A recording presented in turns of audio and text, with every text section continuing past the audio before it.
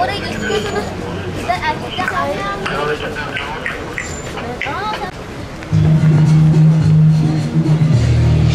bütün vicdan sahiplerini, bütün insanın diyenleri bu yürüyüşümüze davet ediyoruz. Zalimler için yaşasın cehennem!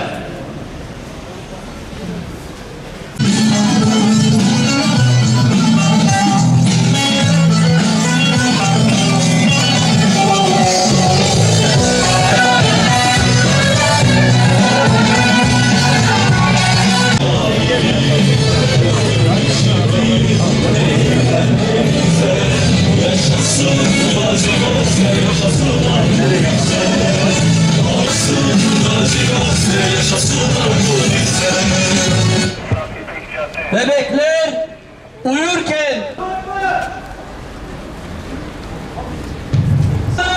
bütün vicdanlı insanları karşılamasına önemli bekliyoruz.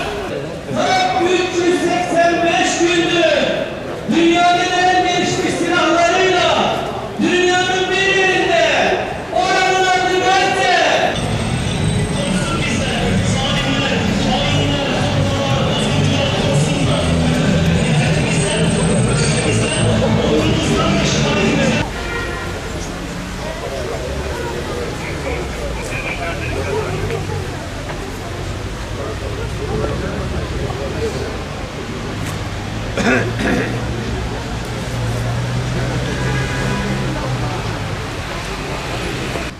Kıymetli dostlar, maalesef 50. haftadır devam eden bir zulüm için yine bir araya geldik.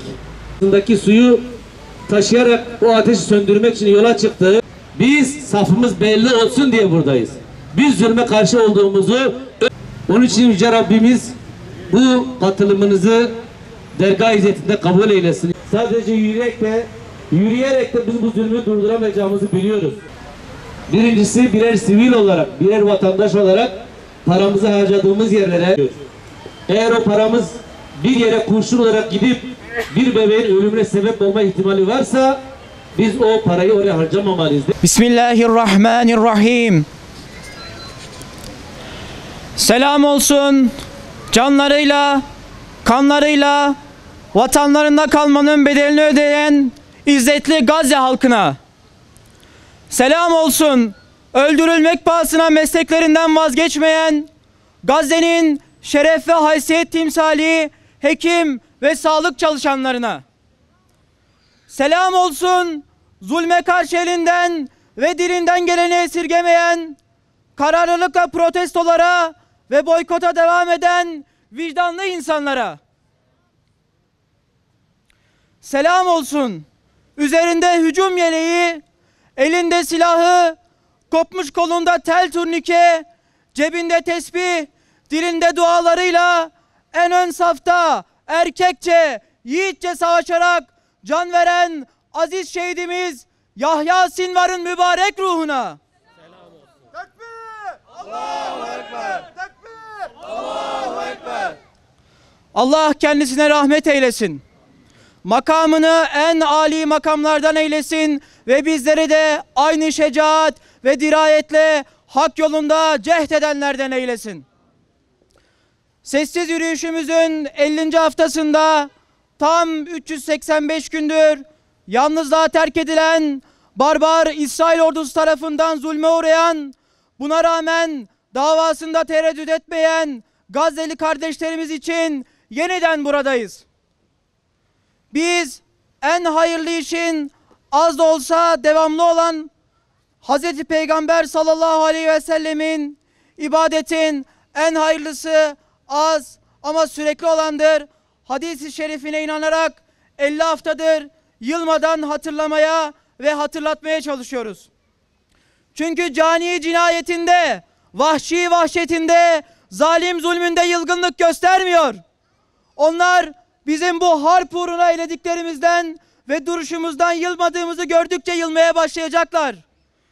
2 milyarlık İslam ümmetinin izzetini, namusunu savunmak gibi ağır bir yükü omuzlayan 2 milyonluk Gazze halkı ve onun hekim ve sağlık çalışanları üzerine düşen mücadeleyi hakkıyla yerine getirirken dünyanın geri kalanı bu zulmü bir film seyreder gibi seyrediyor. Bizler gibi bu zulmü kabullenmeyen, zulüm karşısında ben ne yapabilirim diyen her bir fert için boykot mühimdir, önemlidir, gereklidir.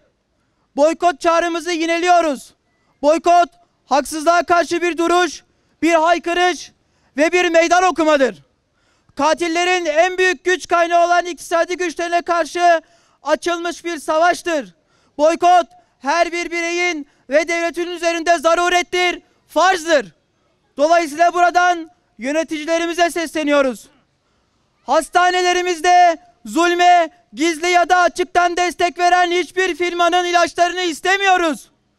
Türkiye üzerinden İsrail'e petrol akışının durdurulmasını ve Türkiye'de giden ticari gemilere izin verilmemesini talep ediyoruz. Şuna emin olun ki bu taleplerin yerine getirilmesi için ödeyeceğiniz her türlü bedele bizler hekim ve sağlık çalışanları olarak ve bu davaya gönül vermiş tüm hak erleri olarak bedenimiz ve ruhumuzla ortak olmaya hazırız. Tekbir! Allahu Ekber! Dünyadaki en özgür kara parçası olan Gazze'ye ve onun hür ve mazlum insanlarına selam olsun. Filistin halkının kurtuluşunu mukadder ve müyesser eyle ya Rabbi. Amin. En kısa zamanda din tanımayan, kanun tanımayan, terör estiren bebek katilleri, soykırım yapan mazlum kasapları olan Siyonistleri ve onlara silah ve her çeşit mühimmatla onları destekleyen haşr-ı zihniyetlileri kahhar ve muntakim isminle kahr-ı perişan eyle. Bir daha bellerini doğrultamayacak şekilde onları rezil-i rüsvay ederek hazimete düçar eyle ya Rabbi. Amin. Binaların altında can çekişen, ateşin içinde can veren, senin rahmetini, şefkatini, merhametini harekete geçirsin ya Rabbi. Sana kulluk eden o bir avuç Gazze ve Filistin kardeşlerimizi Siyonistlerin eliyle yok edersen sana emrettiğin şekilde kulluk edecek kimse kalmayacak. Şimdi de Rabbim sallamaya kabul eylesin bu takımlarımızı. Allahu Ekber! Allah bize